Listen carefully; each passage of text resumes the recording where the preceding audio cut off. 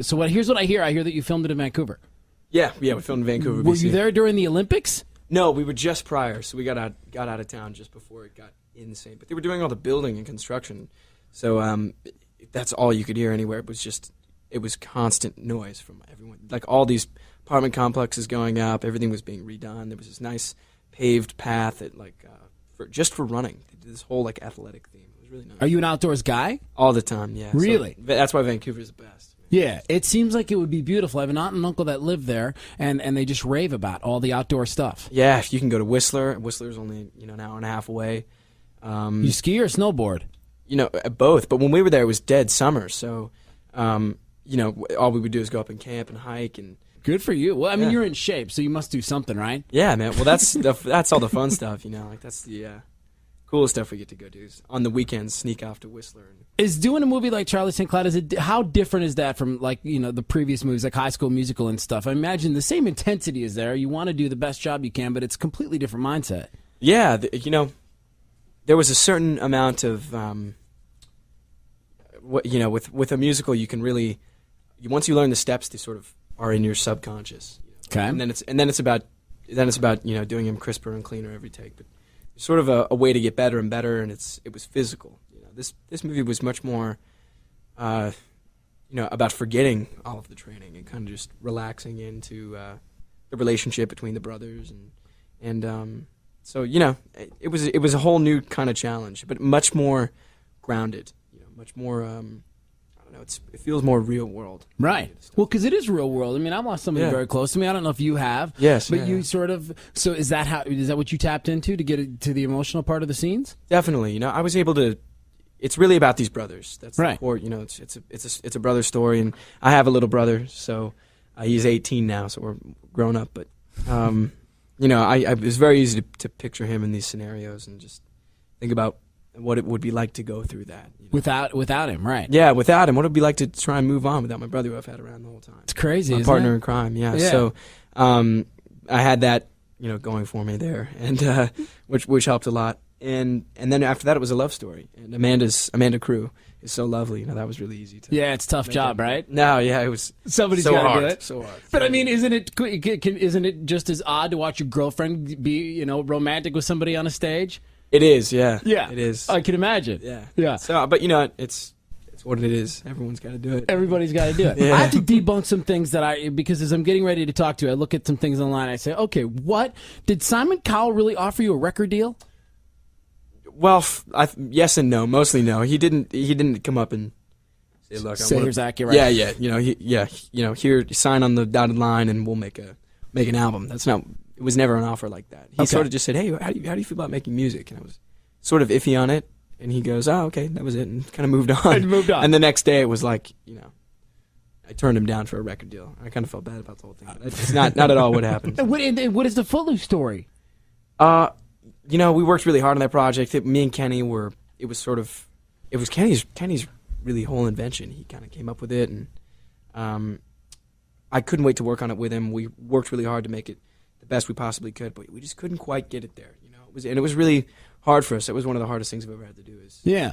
Listen, I think it's okay. I mean, just me personally, I think it would be very that's one of those movies that would be very difficult to remake. Yeah, exactly. The first one's just so good, man. It is so good. Yeah, Kevin Bacon's. It's remaking The Godfather or something crazy. You just don't do it. Don't touch it. And one of the things that was insane is when we were talking about doing it, and it was still a go, I went to a red carpet, and I saw Kevin Bacon. And I just looked at the guy, and I was like, there's no way I'll ever be that cool. There's no way. I couldn't even try. Yeah.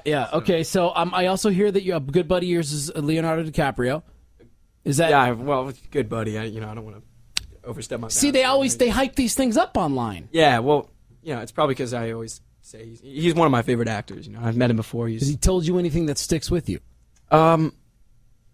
Yeah, well, not specifically. He didn't start spewing mantras or anything. It's not how he is. He didn't sit down at a spiritual meeting. It was more that I took away, from meeting him, that he's really cool and very grounded and very much, like most of my friends are in Hollywood. We're not, you could tell he's just maintained a completely real attitude. Kind of normalcy. Yeah, the normalcy, but at the same time, he's in it to win, and he's so focused and just hyper intelligent. Right. Really, I don't know, just a cool guy.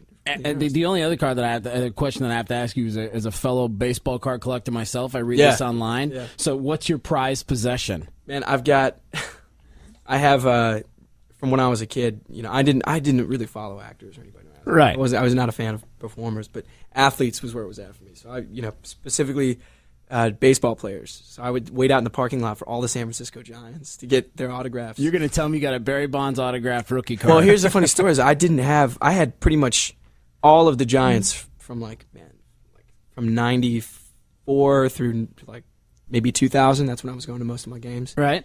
And even later, probably into 2002, 2003. I had most of every Giants player, but I could never get Barry because Barry was notoriously hard to get. He didn't sign up really well. He's doing a game time. He's Barry Bonds. He's Barry Bonds. So it was real hard to get his autograph. So I tried for years, could never get it. And Jay Leno, believe it or not, was friends with the guy, and he gave me a Barry Bonds autograph ball signed right on the sweet spot.